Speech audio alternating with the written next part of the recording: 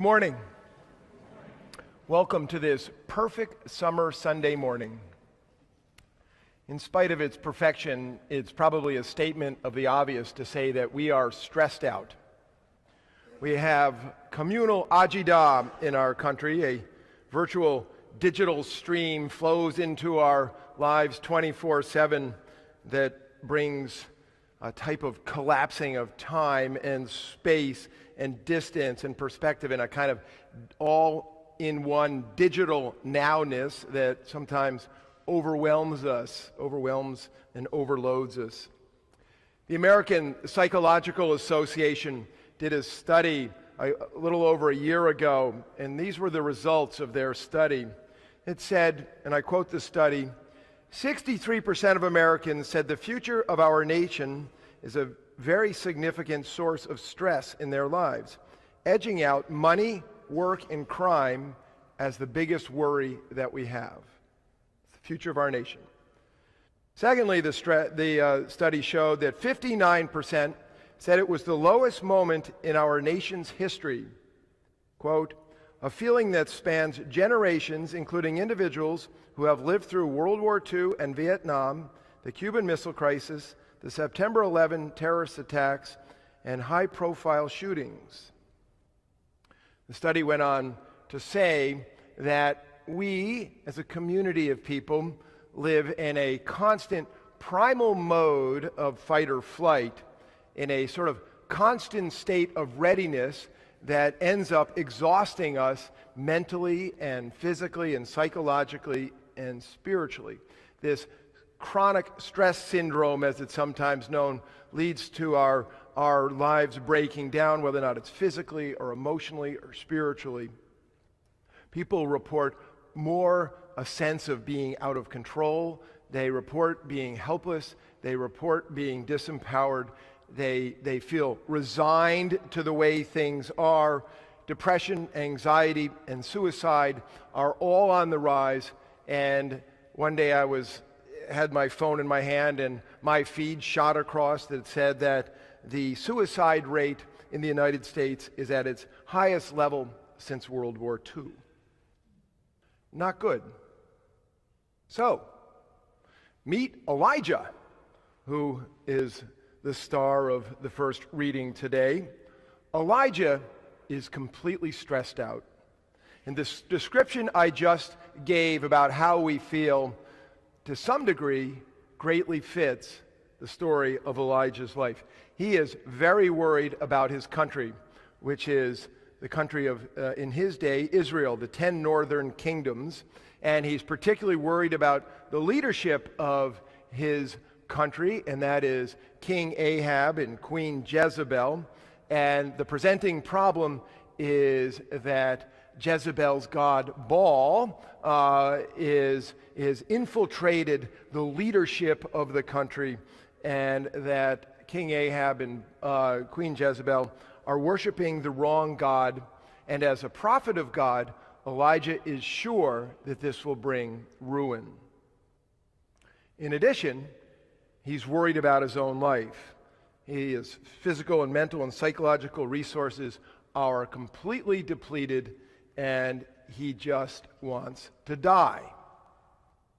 Now, Elijah knows a lot about fight or flight because he's in both of those modes. The story, before the story that we just heard, was Elijah in fight mode.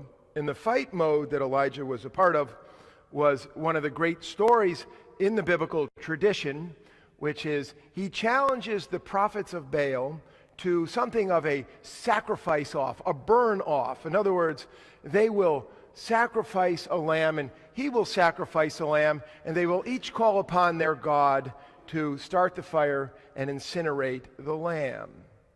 And in what is really a very comical portion of the scriptures, the prophets of Baal go to great ends to try to call upon their God, including cutting their wrists, and Elijah making jokes like, perhaps your God is in the bathroom and cannot hear you, ultimate biblical slights like that. And then as the evening sacrifice comes, Elijah sets out the wood, puts the lamb on it, and to prove his point, asks the servants 3 times to pour large jugs of water over the wood that is to be the fire. And then with a simple prayer, whoosh, everything is incinerated. The wood catches fire, the lamb is incinerated, and to make the point, the rocks are incinerated, and even the water jars are incinerated. And after this, Elijah takes a sword, and with the sword, he fights the prophets of Baal and slays them all. And then we now get to the story of today's reading, where he learns from Jezebel that she desires that his fate would be the same fate of the prophets of Baal, which is to say, dead. And so from fight, he moves to flight. And Elijah's flight is not just a flight or a journey, it's a spiritual journey, because the story we get is that God is with Elijah the whole way on the flight. So he goes from Mount Carmel, which is where the sacrifice takes. He goes to Beersheba, which is part of the area of Judah, Judah being where we get the term Jew from. He goes to part of Beersheba, and there he leaves his servant, and he goes into the wilderness, right? He journeys into the wilderness. Going into the wilderness, of course, is a spiritual discipline that is written throughout the scriptures, and we remember in particular, after Jesus was baptized, remember, by the Holy Spirit, he is driven into the wilderness. Now, we call this going into the wilderness desert spirituality. There's many books about this topic, and we go into the wilderness to strip away everything and to be alone with God. And that this is known as apophatic spirituality, and apophatic spirituality has solitude and silence as their centerpieces, and it has meditation and contemplation as the means of this union in communion with God. It is a sort of attentive passivity in which one receives the divine. And this is over and against cataphatic spirituality, where we add things to our way in order to draw us closer to God, right? It's an active spirituality, so to speak. Now, he goes into the wilderness and he sits down under a broom tree, right? And here I'm reminded of the Buddha, who sat down under a banyan tree and wouldn't get up until he achieved enlightenment. But Elijah sits down under the broom tree, and what does he do? He just pours out his heart to God. So everything that he's holding, all the gunk of his life, whoosh, he just pours it out. And he's a mess. He's discouraged. He's feeling down upon himself. He just says, I want to die. I'm done. It's basically, he's a failure. He's so exhausted from just pouring out his life before God, he turns over and he falls asleep.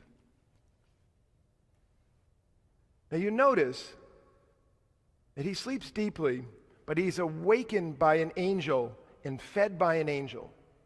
This is part of the story I really love, because he eats and he falls back asleep, and the angel wakes him up again in order to feed him, and makes me think that this twice waking makes this angel the guardian angel of Italian mothers, and sort of reminds me, Chris is sitting in the back of Yolanda Grisecki, making us all eat. The angel makes him eat for the journey, right? And so he goes on a journey from Beersheba to the holy mountain, to Mount Horeb. And in the scriptures, Mount Horeb and Mount Sinai are basically the same mountain. So he goes to the mountain where Moses had been and had received the covenant, the 10 commandments, right? The holy mountain of Moses. Now, he's in trouble, and so he goes to a holy place.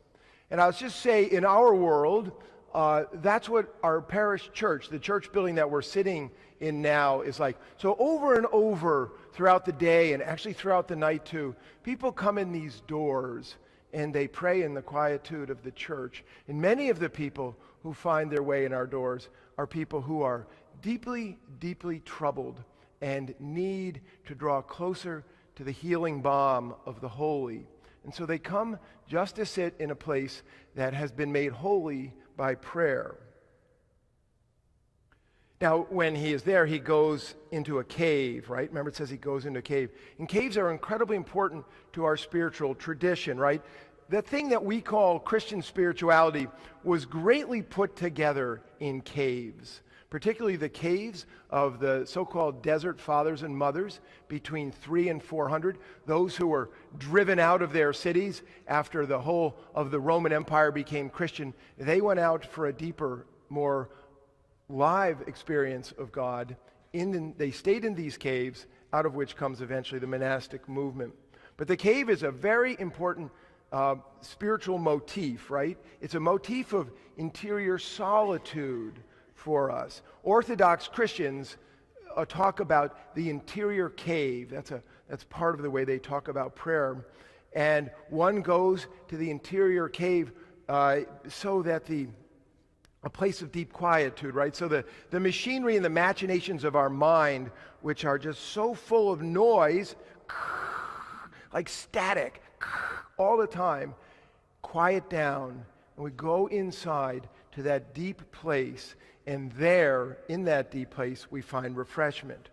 So when Elijah's in his deep place, so outwardly in the cave, inwardly in his interior cave, he again pours out everything that he has absorbed, right? We're all absorbing. He's absorbed this. He can't stand the stress, and he pours it out before God, discouraged and beleaguered and lonely and afraid. And then he waits for the Lord to pass by. Now, I love that phrase of passing by, because we're all taught that God is with us all the time, and when 2 or 3 are gathered together, there Jesus is in the midst of us. But is it not true that when you're praying, a lot of times you're waiting for God to pass by? Is that how it feels? That you're just pouring out your heart, or you're breathing, you're meditating, but you're kind of waiting upon this holy presence that you know that you cannot cook up on your own. Now, what follows next is of unbelievable importance to the scriptural story. It's unbelievably important for the Christian tradition, and it is deeply important, I think, for all of us. So God comes to Elijah, but God does not come in the way that Elijah's expecting it.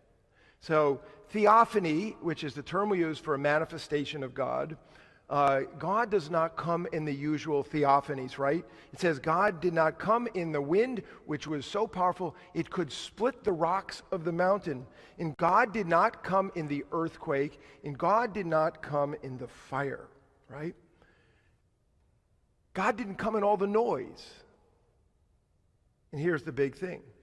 Elijah experiences God in a theophany of silence. Now, this is in direct contrast to Moses, who experienced all the divine fireworks when he was up, going back and forth on Mount Sinai, up to God and down to the people, up to God, down to the people.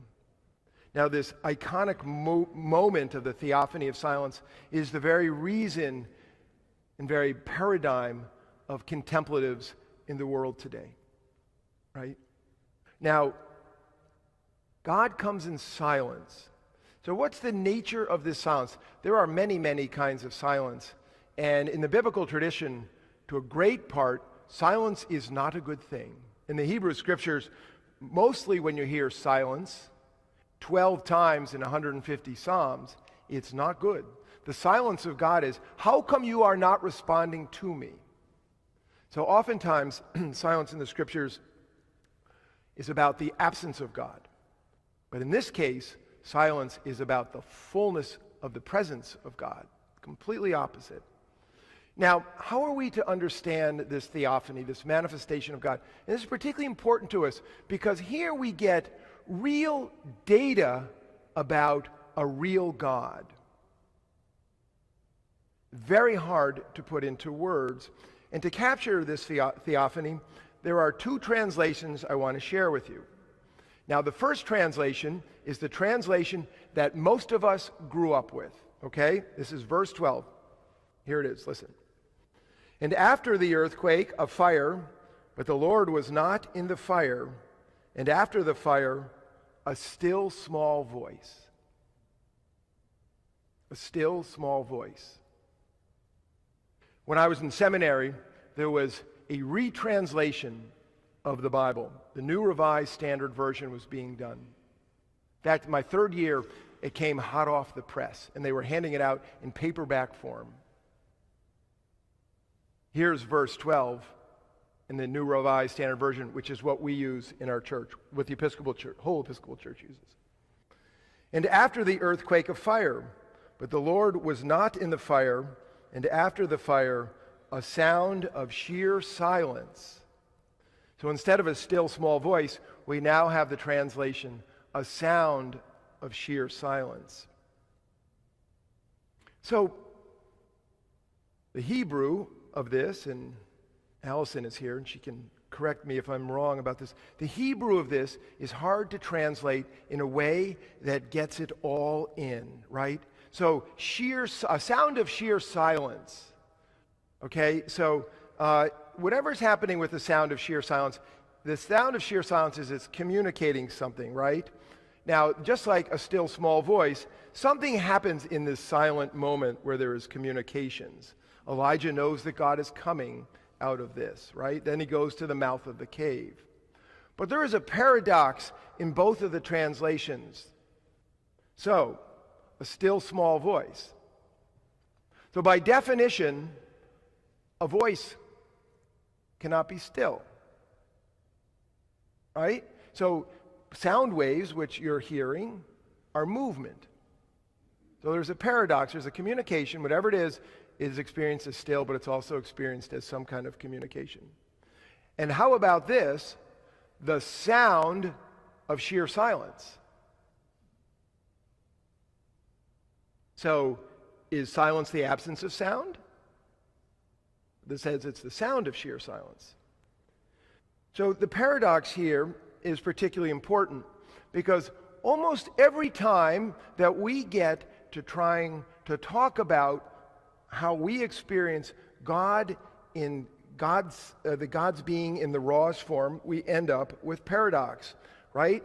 Our language cannot hold the divine. We don't have language for that.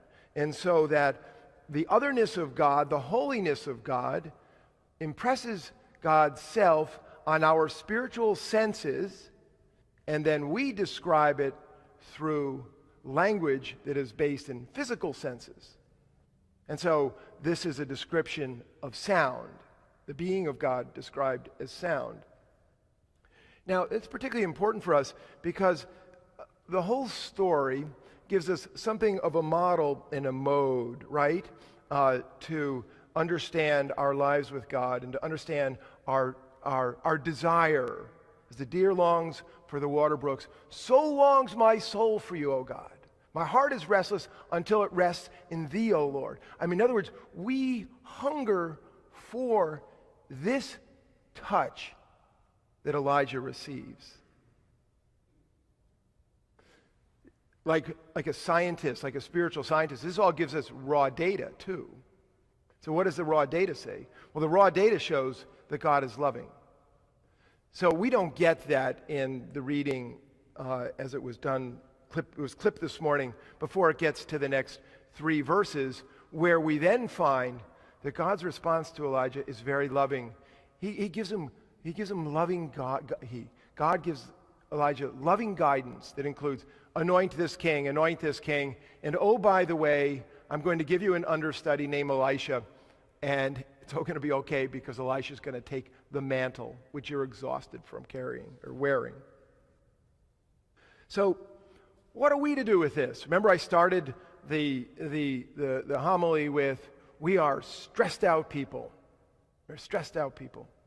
So perhaps what this Scripture is saying to us now, and what it's been saying to us through our tradition, and what it will say as we move forward beyond our lives, is that in order to keep our lives in balance, we must always be seeking some solitude and some silence to balance the crazy activity of the lives that we have, particularly when 24/7 there is a stream of bad news that pours into our lives and overwhelms us.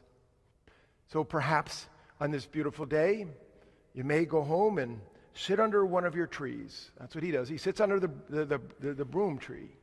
Sit under one of your trees and pour out your heart. Just let it all go. Say everything that you don't tell anybody. And then take a nap. Go to sleep. We live in a world of sleep disorders, right? People can't turn it off. He pours it out and falls deep asleep. Remember, he's fed in his sleep. He gets woken up to be fed, right? The purpose of this is to teach us that we all have an interior cave. We all have a place that we might pay no attention to or run over. But there is a place within all of us that is unmoved by all the movements of our life. There is a still point. Thomas Merton used to say, this point is reserved for God, reserved for our Lord, and we cannot mess it up. And so go there. Go to the deepest part and wait for the Lord to pass you by.